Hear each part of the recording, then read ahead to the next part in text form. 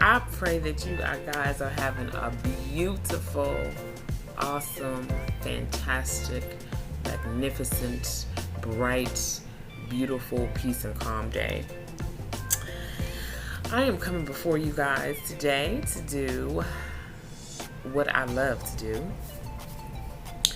And before we get started, I just want to thank God for where He is taking me. Thank God for what He is about to do. Thank God for what He is already doing.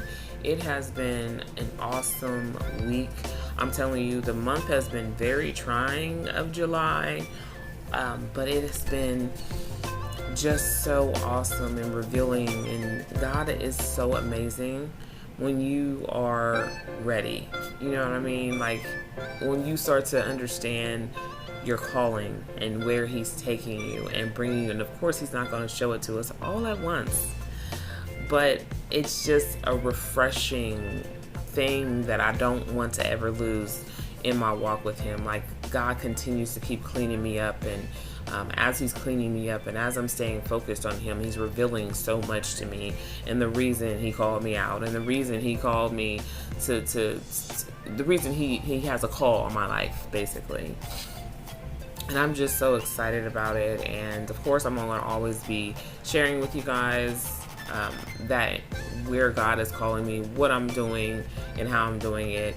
And I just know that this is my season, and the seasons to come. This is my season, okay? And I'm just so excited and scared at the same time, because I don't want to disappoint God. And I don't want to disappoint, the people that believe in me and the people that are around me, or my church family, or my pastor and first lady. Like, I don't want to disappoint anyone. So I'm just excited, and I just wanted to share that with you. Keep doing the work. Just when you give your life back to God, there is a work to be done, and you have to be willing to put in that work. And it's not going to be easy. It's definitely not going to be easy. So continue to keep putting in the work. Continue to keep saying yes to God, yes to the call, yes to the purpose and the reason. And God, I'm telling you, He will reveal some amazing things to you. So we are going to go ahead and get into a what? We get ready to do a what? We get ready to do a read. So I'm going to be right back, and then we're going to go ahead and get started.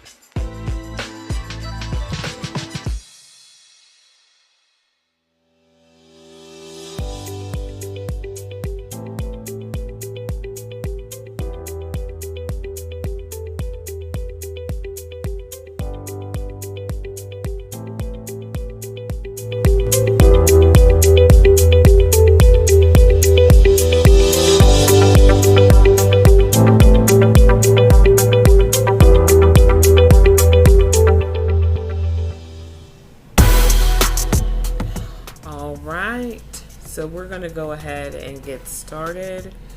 I am doing a Bible plan today. Now, we're not doing the full plan. I'm just on day 3. This Bible plan is called Let God Heal Your Heart. Of course, there's going to be a devotional. The Bible scripture is 2 Kings chapter 22, verse 19, Psalms 51, and Psalm 73, verse 26. We're going to start with the devotional, The Heart of God. Throughout this short Bible plan, we've been looking at how God changes our hearts. You see, Jesus went to the cross so that we could be with Him where He is to receive His glory. That's how much He wants to have us have a heart connection with us. For the heart connection to happen, our hearts has to change.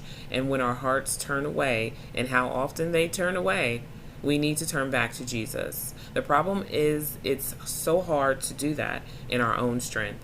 Our heart becomes hardened and obstinate, and we think to ourselves, how can I change my life so that I am not like this anymore? But here's the good news. We don't have to do the changing. God's going to do that. All we have to do is take the first step of turning back to God. Check out 2 Kings chapter 22 verse 19, and you'll see what happens when we do. Okay, here it is. Spoiler alert. When we turn back to Him, God hears us. God sees us. God acts for us. He will forgive us when we humble ourselves before Him. King David understood that when he prayed in Psalms chapter 51 verse 10. Create a pure heart in me and make my spirit strong again. Does David go to God and say, God, I stuffed up?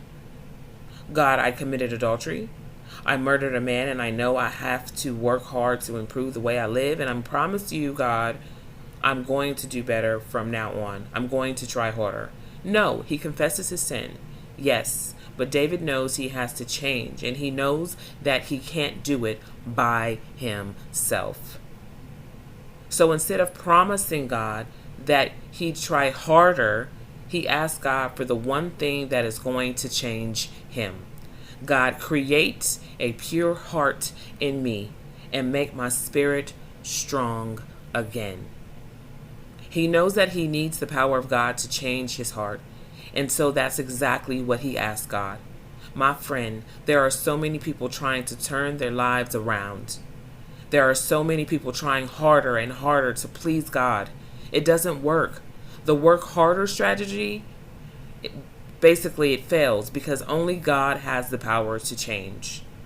So cast yourself on that power. Let God change your heart. All right, guys. I pray that you like that read today. We want to go before God, and if you do not understand what He means by changing of the heart, just asking God to transform your hearts and your mind to help you live a changed life. So that's what you want to make sure that you do when you're walking with Him. We cannot operate the same way we were walking before we came to Him. You know that your heart will be changing in regards to a change of opinion. The meaning can be the change of opinion on how you think of things, how you think of something. You find yourself thinking differently, desiring new things, or showing characteristic traits of God. So that's what He is saying in regards to a changed heart and changed mind. And when we're walking with God and when we give our lives back to God, when we become saved, we become transformed. And that's what we're supposed to do, become transformed in our mind, in our hearts, and in our thinking. So I do not want to be before you long. I pray that you have a beautiful rest of your day. Continue to keep picking up your cross. Remember that you matter. You're going to make it. You are making it. God will open that door for you. Until our next week, guys, stay blessed.